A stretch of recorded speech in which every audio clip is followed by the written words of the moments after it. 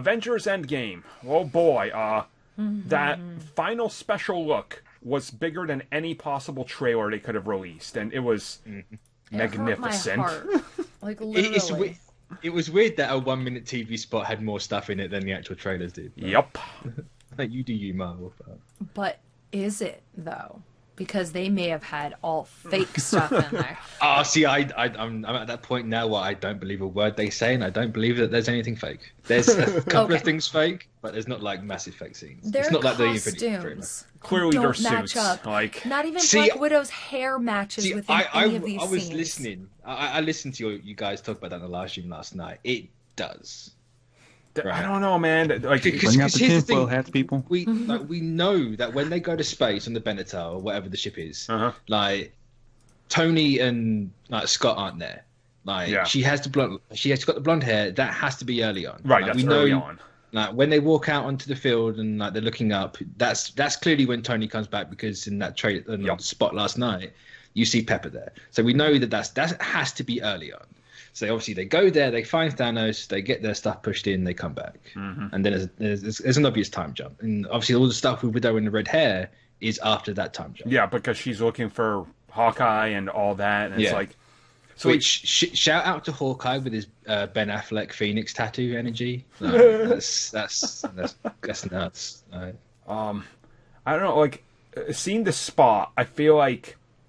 I'm not ready. Not ready for it, definitely. No. And I don't think the world is ready either, because it literally came crumbling down. Like, it took me 5 hours to get tickets. We literally saw people in like the Facebook groups and stuff, 8-hour queues to buy tickets. Like, it couldn't sustain the rush for this movie. Yeah, and like I was just sitting here like, I'll be able to get a ticket like I usually do. I went like later that night to see, and most of, I think like the later showings were mostly sold out with a few seats sprinkled here or there. I would either have to go early in the morning or on one of the next weekend after premieres. I had fans of CBC who live in major cities send me, pictures so I could verify. In New York City's like big chains, they sold out every showing from Thursday, the earliest showing, to only having a few available on Sunday night. Like, we're talking literally selling out every screen at a giant AMC, every seat in every showing for 3 and 4 days straight. That so I'm pretty certain, like the big, like London, like the Cineworld and the IMAX, there, like they're gone. Yeah, like, it's nuts how quickly it went. Like my midnight showing, instant. Oh yeah, it was non-existent. It's nuts. Like, this might actually be the first movie that our small little theater actually sells out, and it's so scary to think about that, because like we said, we always judge our releases based on like how filled our theater is, and Avengers are the only time like you almost are fully sold out, but they've never actually said tickets sold out. I think this is going to be the first time that our Thursday and potentially Friday releases of this movie are going to be sold out. I mean, and I'm calling 3 billion. Oh God, yeah. I did that in the group, and people called me crazy. I mean, it's pretty nuts, but people said that Captain Marvel would flop. Dude, projections right now are rising from 840 million opening weekend to $1 billion in 3 or 4 days. Like, that's like, if you thought The Force Awakens was nuts, like this is. Yeah. I mean, you can judge it by scalpers, because they're selling tickets for $75 to like $10,000. Yep. I was gonna say it's insane. It's nuts. That honestly pisses me off so much. You can't control it. No, I mean, you can't. But it is what it is now, and that's kind of the thing. Like, that tells you how big this film is. I think I'm comfortable enough with saying it's the biggest film in history. Like, I've never seen this much. Like, it's nuts what this movie's doing. Like, I was talking to Discord the other day, and it's like there's only 3 times in the last 20 years that I can remember my theaters being sold out. Yep. Now I have 3. Force Awakens, it sold out 3. It's sold out 3 of them. Captain Marvel sold out 3 of them. Black Panther didn't do it, surprisingly. Clearly, we're all just racist. Like, none of them crashed servers. Right. On all 3 of the sites. This did. and it's like, yeah, I think it's too big. By looking at it, and people have started crunching numbers, obviously, they're like, if it opens up with this much and it sees the same pattern of Infinity War drops week over week, they're like, man, 3 billion isn't a problem at this point. No. And it's like, okay, that's insane. And yeah, it has like Godzilla and Detective Pikachu a couple weeks after, but it can definitely still keep its own in second place. Yeah. It's like, oh no, in 3 weeks it's only gonna make 35 million in its third weekend. It's like, here's the thing. I think even in like, how long till Pikachu's out afterward? Is it 3 weeks? Yeah, I think so. Right, even at 3 weeks, it's not taking this movie down. No. Right. Like, there's no way. It's not going to be one of those, oh, it just crushed it. It's like, no. Yeah. It's like, even if Pikachu has like 200 million opening weekend, like, I don't think Endgame's going to fall under that. Yeah. No, Detective Pikachu is going to be a good movie. It's going to be big. So... Oh, so we have Aladdin. So May 8th, so 2 weeks, which gives it, Yeah, it's not going to be number one. No way. No, Yeah. With Godzilla and Aladdin, John Wick, Godzilla. So it's going to have a lot of stuff, but it's Avengers. It's going to maintain its course.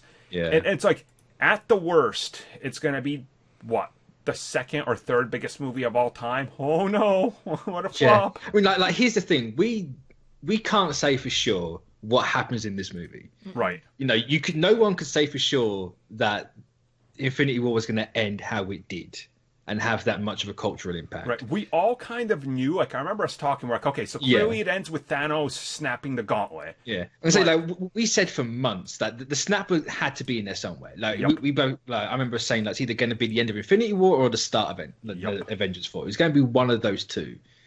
And, you know, that kept people going back. Mm-hmm. And this is changing everything. Like, nothing's going to be as it was after, and that's just going to keep driving people back to it. I feel like the ending of this movie is going to be one of those things where you watch it a couple times to really get into it, and you're going to be like, man, it's like, here's where the characters are going, the farewells, the new characters taking their, like, mantle. Place and mantle. It's going to be... I feel like the repeat views on this movie are going to be huge. Yeah. And I think, like, the scene where it's the three of them walking up to Thanos alone is going to push people for that movie. Oh, God. Because I said that on Twitter, everyone knows exactly what that scene's going to be. That's Avengers Assemble.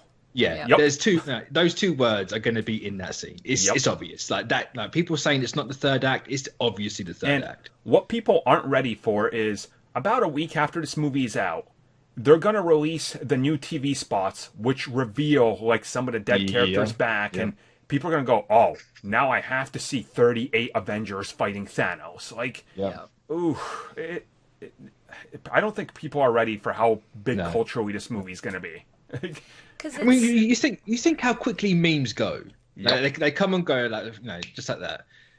We still have Infinity War memes coming out, and it's been nearly a year. So there's a lot of hype on this movie, and it's people going, oh, it's going to be like 2.2, like, you're lowballing that. Like, people keep lowballing Marvel movies, like, just stop. It's a passing of a torch. It's the end of the first 10 years, and we're passing the torch for the next generation and the next 10 years. Like, all those memes of kids when they were sat there and they first watched Iron Man are now adults, like, or teenagers getting ready to watch these movies. And we sat there and it's like, we've been together for half of my life, and almost all of that has been with Marvel. With the MCU. Like, it's kind of insane how big it is, like, it is the modern day Star Wars. Like, it really is. I was just about to say that. I don't think you can compare this franchise to Star Wars anymore. Oh, it's way bigger at this point now. It's way past it. It's something completely different. Yeah. I mean, just imagine, Star Wars wishes it was as big as Marvel now.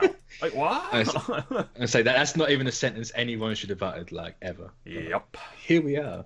But I don't know, this movie's going to hurt a lot of people, and that spot definitely says, like, you're going to hurt. You're going to hurt a lot. Bring tissues, you will cry. And the thing is, like, if one of the characters dies, like one of the big ones, when people go, after the movie, and they say, oh my God, that movie blew my mind, this wrecked me because X died, but I won't spoil who it is. all their friends are gonna be like, well, now I gotta go see this. I mean, I've seen some of the other ones, and this one's getting all the hype. Like, I think the carryover and amount of people that are gonna be going is absolutely something that we've never seen before. Right? It's also, I can guarantee it. The fact that you saw Stark and Rogers shake hands in this, which he clearly has a CGI suit in that shot. Yep. Like, that's not the right one because it looks all rubbery. But like that moment of them back together, like I think it right now it's guaranteed one of them's gone. Yeah, that's one, my feeling one as of well. them's not being alive. I don't know. I couldn't tell you which one at this point. It could be either one. I feel personally that that's what they need to do. If this movie's to have any big, like, oh my god, one of those two, like Thor, if he dies, okay, but people never really been like, Thor's the best of the three. It's like, no, it's. But since Infinity War, Thor's had a lot of, like, that Thor entrance in Wakanda. Yep. Like that was one of the biggest moments of that movie. So I think right now you could probably say they're equal, and that's why you have all three of them working together. But then at the same time, nobody goes, you know what was a masterpiece? That Dark World. Yeah. I do in my sleep alone. You on like some drugs? Yes. How he sleeps at night. All of them.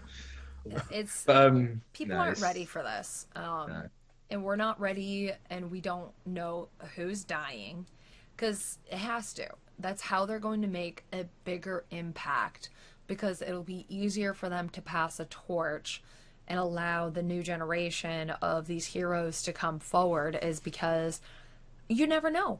All of them might die. Like, there's a possibility that Tony and Stark. Two. Yeah, 2 is like what I'm thinking. I was going to say, there was that rumor that 6 die and 2 survive. It's quite possible, but we know 2 have to survive. I feel like there's got to be a midway casualty. Yeah. And I feel it's going to be Rhodes.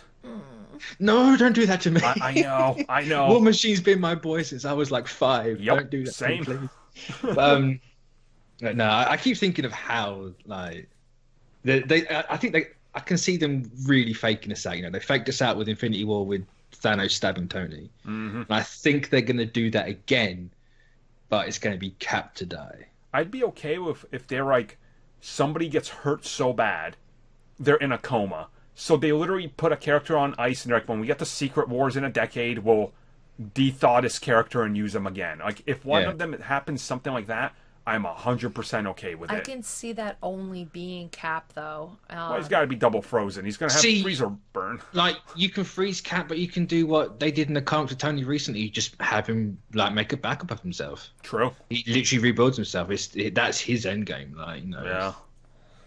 But it's because in my head they have to pay off that line from Avengers 1 where Cap calls him out for that he can't cut the cord. Like he'll never make that sacrifice. But at the same time, you have the theme and the plot thread from Infinity War where Rogers doesn't want to trade lives. Can you just imagine the scenario where Disney is sitting there with Bob Iger and the Russos pitch this movie, and they tell them who dies, and they just look at how much that character sells. And we're literally going to kill $1 billion franchise. And they all approve it because they trust the vision of the director. Yeah. That is the power of Disney right there. It's like they trust their directors right now. And but Disney plays it safe. They don't take any risks. We're just going to completely cut $1 billion out of our franchise. $1 billion franchise is going to die. Yeah. Not that it's going to be missed, because they have, their new Trinity, 2 of them $1 billion themselves. So. Yep. But something. I think insane. definitely either Steve or Tony's gone. Yeah. Like I said last night, I feel like Tony's gonna sacrifice himself to bring back or to save Stark, or not Stark, obviously, to save Peter, because of the fact that he failed once, and it's already a hit to him because of the fact that the mother who is like, this is your fault, you killed my son. Yeah. So he already was just like, ugh. And then here he goes with Parker, and he's trying so hard to like make Parker stay home and be a good friendly neighborhood Spider-Man, but be a good hero, but a better hero than him. So I feel like that's going to be his thing. He's going to sacrifice himself to save Parker. But then Rogers jumps in saying we don't trade lives, and then takes Oh no.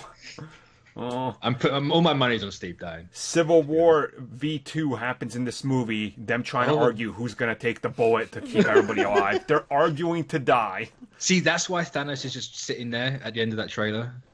he's just kind of like, oh, right, or... it's like argue amongst yourselves, whatever. I'll just sit here. No. Yep. Oh, good time. So, also, that's clearly Avengers facility. Are we all agreed on that? Oh God, yeah, yep, yeah, good. Yep. So, Endgame, it's coming out this month. I know it's insane to say that. We're like 3 weeks away now. By the time this podcast goes up, it's literally 3 weeks. I was going to say, as we're recording, it's 3 weeks. So get ready, people, because we'll be talking about probably weekly. Yeah, it'll be a weekly topic now. Sorry, Shazam, I literally forgot you were coming out. So a lot of people did.